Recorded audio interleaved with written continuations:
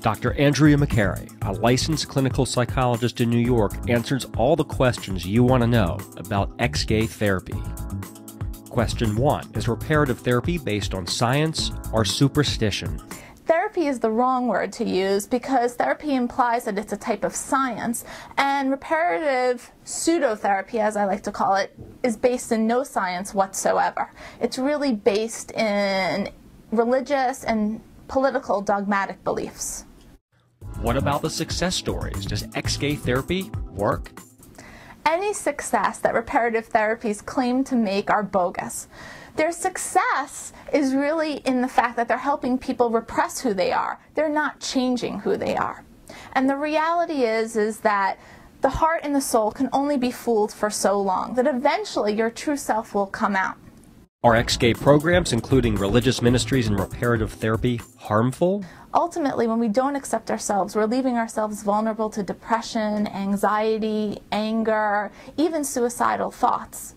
So any organization or institution which perpetuates the notion that you can't accept yourself for who you are is really damaging people beyond repair. What do the experts say about homosexuality and mental illness? Homosexuality is not a mental illness. This represents over 500,000 medical and psychological professionals. Some of the brightest stars that we have in America have said that no, this is not true. But organizations like Exodus continue to espouse this notion that homosexuality is abnormal. Is homosexuality a lifestyle choice that can be changed? Reparative pseudotherapies espouse that homosexuality is a lifestyle choice.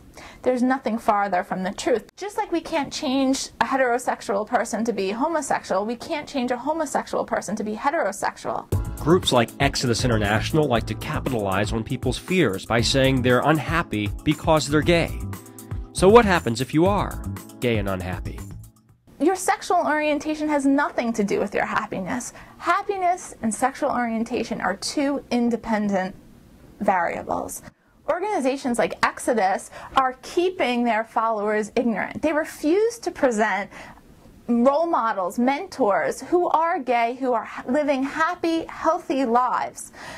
If they did, it really would debunk this belief that they're trying to put forth that being homosexual is equated with being miserable, and this is simply not true. That organizations like Exodus really are living in a dream world. They're living in a fantasy world that's just not based in reality.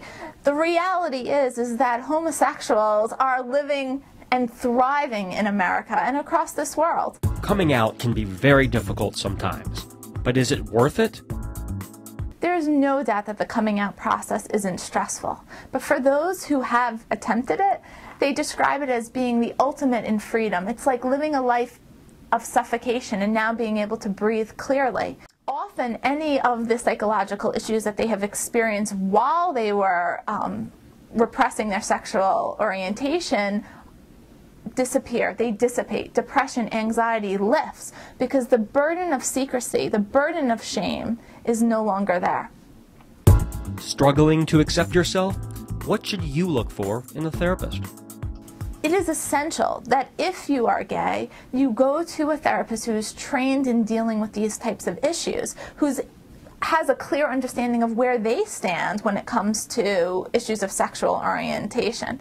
Otherwise, you have the person's own stigma, own prejudices coming in the way of your therapy, and that's the last thing that you want to do. For more information about the ex-gay myth, visit truthwinsout.org.